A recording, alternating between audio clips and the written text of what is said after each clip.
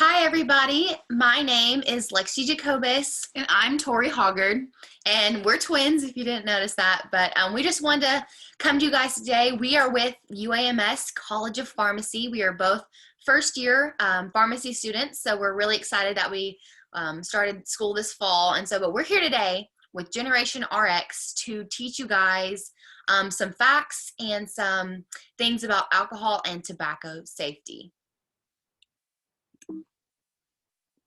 I can move on. There we go. So here are just a few teen alcohol use facts, okay?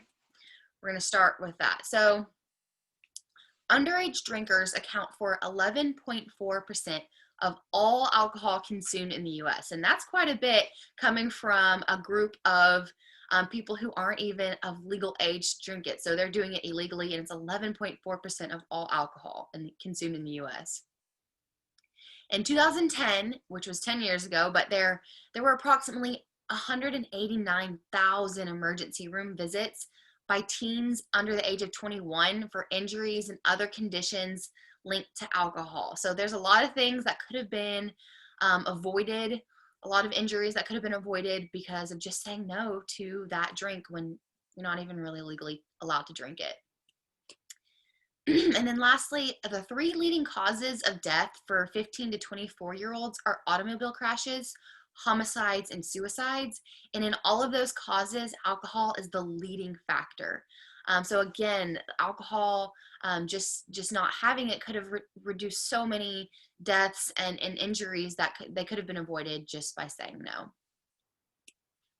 So here's a couple of different alcohol myths. So maybe some things that someone might say to themselves. So the first one, drinking isn't a real addiction like drug abuse.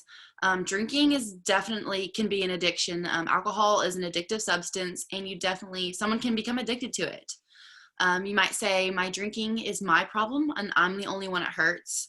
But there's a lot of instances where people maybe get in the car with a drunk driver, or maybe you bring your friends into drinking alcohol. So it definitely can hurt more than just you.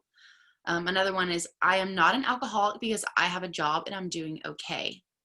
Well, there are people out there that are doing just fine in life. They have a good job, they've got a family, but they come home maybe every day and they start drinking, and it's a daily thing, or maybe just like every weekend they're getting drunk. So just because you're doing all right in life, maybe it doesn't necessarily mean that you don't have an alcohol problem.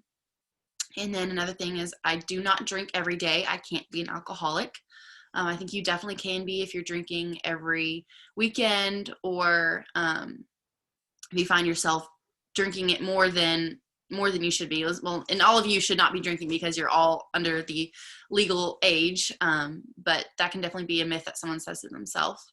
And the last one is, I can stop drinking anytime I want to. A lot of people say these words when it comes to more than just alcohol, but it may be kind of that you're in denial being addicted to alcohol. So let's get into what is an alcoholic drink.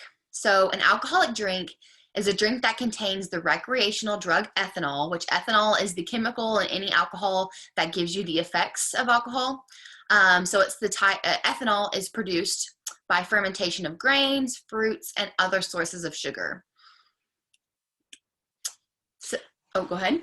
So standard drink size in the United States contains about 14 grams of pure alcohol. This is typically found in 12 ounces of beer, which is your normal size of beer when you get one out of a can or a bottle.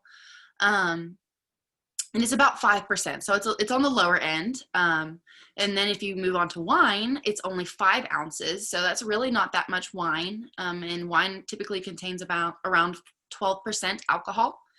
And then when you get down to your hard liquors like your vodka, tequila, rum, those sorts of things, it can be up to 40% alcohol, or even more than that in some cases. But that's a lot more alcohol compared to a beer. So maybe if you fix a drink and it has one of those hard liquors in it, you may not know how much alcohol you're actually drinking. So you think, well, I just had one drink. Well, it was could be more than one drink if you had a lot of that hard liquor in there. So these are kind of, if you just look at those pictures, those are the standard drinks that you might be having. So 1 in 5 teens are considered problem drinkers. And so what do we mean by problem drinkers? Maybe it's that you get drunk. Every Friday night you get together with your friends, all drinking and you're getting drunk. Or if you have an accident related to alcohol use, or if you get in trouble with the law, with your family members, with friends, at your school, or maybe a significant other because of alcohol. And I just want to touch on this real quick because not only are you guys under the legal drinking age of 21, so if you're drinking, you're already breaking the law because you're not allowed to drink until you're 21. But say you and your buddies are together and you have one of your buddies has an older friend or an older brother who's older than 21. So he can legally purchase alcohol, and you ask him to get you guys some beers for the weekend.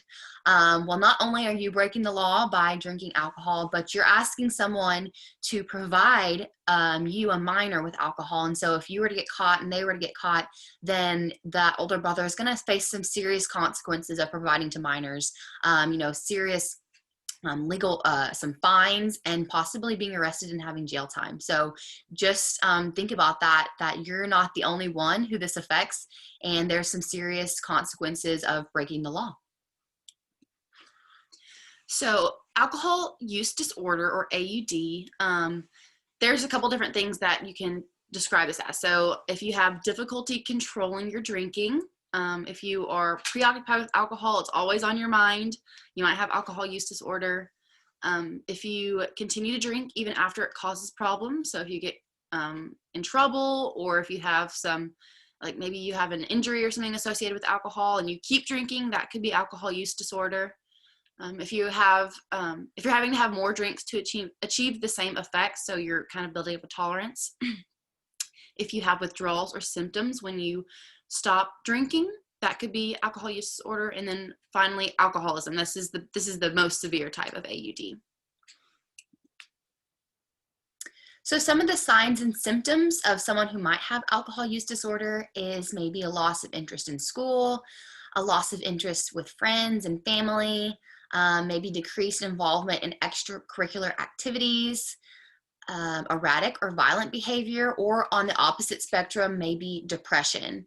And you guys are at a time in your lives where you're getting to try new things and play sports and be in the band and just all sorts of different extracurriculars and hang out with all sorts of different types of people. And alcohol can just put a big divide in your experience. You don't want to waste this time of your life. It really is something that you'll look back on, and you don't want to have alcohol come in between that. And so just think about that as you are going through these times. And I know right now it's tough with COVID, but just say no to alcohol. It's not going to solve any problems, and it's probably going to make something worse.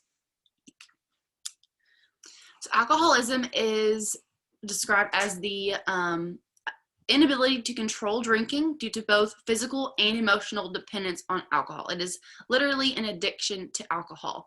So not only can you be physically dependent on it, but you can be emotionally dependent on it too. If you think that you need it to get through the day, or you need it to get through the weekend, or something like that. And then also physically, if you have withdrawal symptoms, your body's telling you that you need the substance, and that can become very dangerous.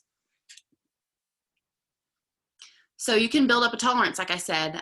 So if you're having to drink more to get the same effect, then you know that you're probably need to slow it down a little bit, or you need to seek help, because it's definitely leading to a bad situation.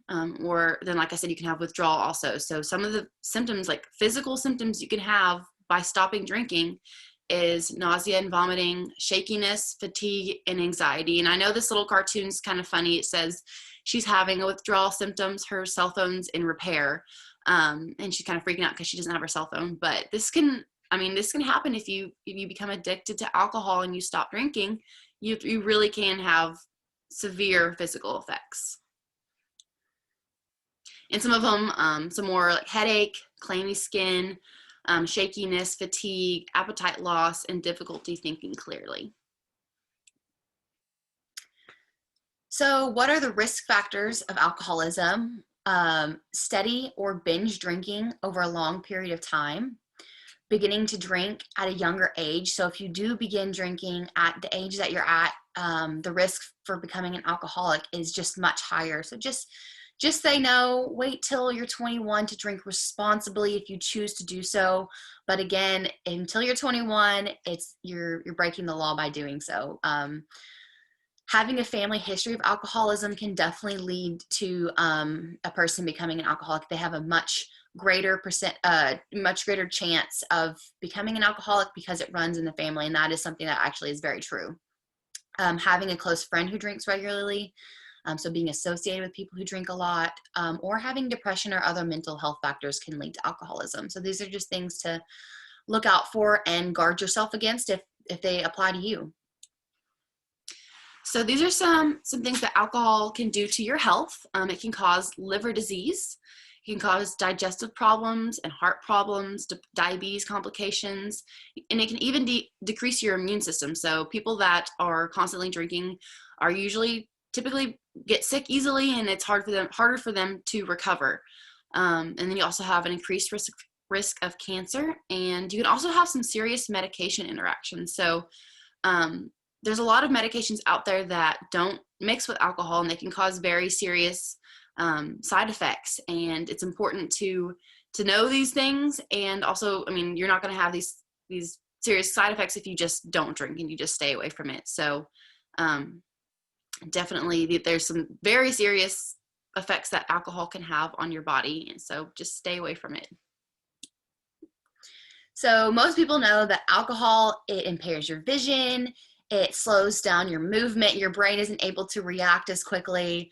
And it's going to impair your judgment and your rationale as compared to how you would normally think if you're sober. You're just not going to have the same judgments. So don't put yourself in a dangerous situation. Always let people know where you are and who you're with. And I can't stress this enough, but never, ever get in the car with someone who's been drinking. Maybe you went to a party and you can't drive, you don't have your license, or you don't have your car there, or something like that. And your friend who you came with has been drinking and they said they're fine, they want to drive you home. Don't get in that car with them. I promise you, anyone you call is going to want to come pick you up. They may not be happy about you waking them up at 2, but I promise you they'd rather do that than you get in a car with someone who's been drinking and you get in a wreck, because it can just change your life in a matter of moments. And we've had friends who, seriously sad things have happened to because they chose to get into a car with someone drinking, or they had been drinking and got into a car. So just say no. I promise it is someone will come pick you up.